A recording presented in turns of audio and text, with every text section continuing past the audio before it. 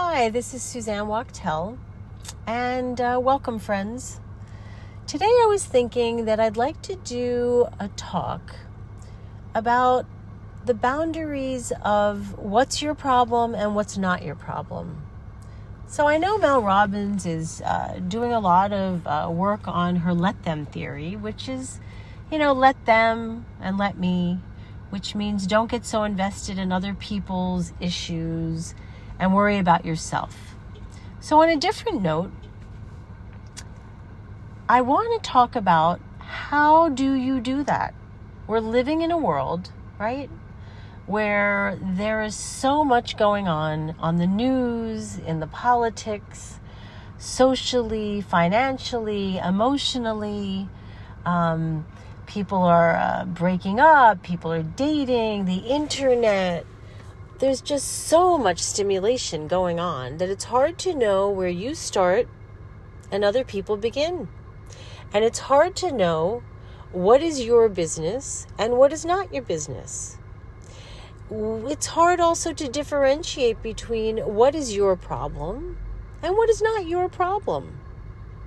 So I was thinking about it today, actually in yoga, and what came to my mind is people need permission to let go, to not get involved, to really stay in their lane.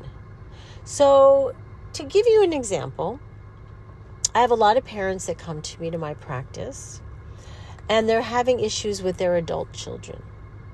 And they're watching them make choices that they don't agree with. And they get upset and they want to give advice, and they are only received with a negative attitude and with rejection. So my advice is always stay in your lane, mind your own business. If you can't control it, let it be. If you can fix something, you can help, you're invested in it and you want to, that's great. Then do it.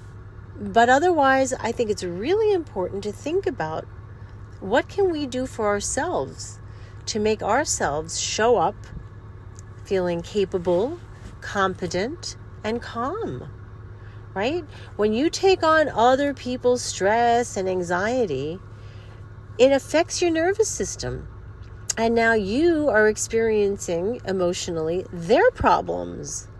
So mind your own business. Stay in your lane. Let them do what they're going to do. Not your problem. I mean, you have to really think about, is it your problem? Is it your problem? Does it affect you? If you live in a community, let's just say, and they've decided, the committee for trees has decided that they have to remove a tree, and it happens to be a tree that you love.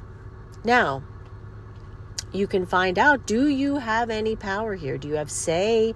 Can you go to a meeting and have an opinion? Would it make a difference? And if that answer is no, as much as you see that it's hard to let go of that beautiful tree, you have to mind your own business, not your problem.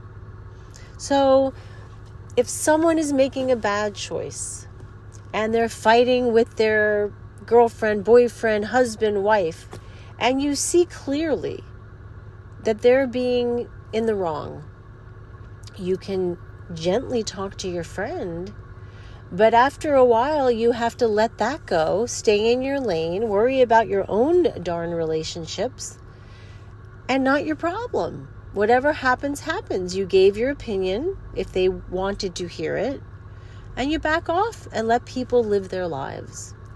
Another big one right now is politics. And personally, I don't care what you believe. I don't care who you voted for. I don't care. But whoever everyone voted for, we don't have a choice. We can't control the outcome, good or bad.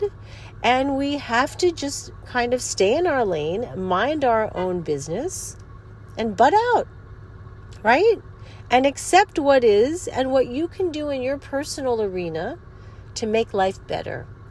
You want to help others, you want to volunteer, you want to donate, You want to be kind and generous and loving to the people in your life. That you can control. Hell yes. But we really need to mind our own business when we can't do anything about it. So many people today walk around angry and frustrated that they can't control what's going on, and this is wrong and that is right. And even though you may be correct, if there's nothing you can do and it's not your business and you don't have the power to change it, don't you think it would benefit you and your soul and your personal life to let go and control and do what you can do? You can do breath work. You can think positive. You can be a great role model, an example of what kindness, generosity feels like, looks like. But for the things that we cannot control, the people that we cannot control, the issues that we cannot control, the lives that we cannot control, let go, butt out, mind your own business, stay in your lane, and accept that that's okay. That we can only really handle what's in our circle of power and control. The rest is a story that we really have to just accept. I've told you before, I don't watch the news. Maybe once or twice a week I'll watch, Lester Holt, so I don't sound like totally out of the loop. But it's too stressful and scary to me, and I can't do anything about what's going on around the world. I can't. If I could, I would, but I can't. So I choose to let go and accept that I can only control what's in my life, and I can only help people that want me to, and that come to me for my help and advice and support. So on that note, have a beautiful day. We can look at the sky, we can enjoy the nature, we can enjoy so many wonderful things in our lives. The food we choose to eat and make, we could choose lovely friendships, wonderful people, we could try new hobbies, we can try new things, we can help people in our ability to do so and feel really peaceful. So have a beautiful day, and just remember, mind your business, stay in your lane, and let go of the things in life that you cannot control and you cannot fix. Have a beautiful day. Bye.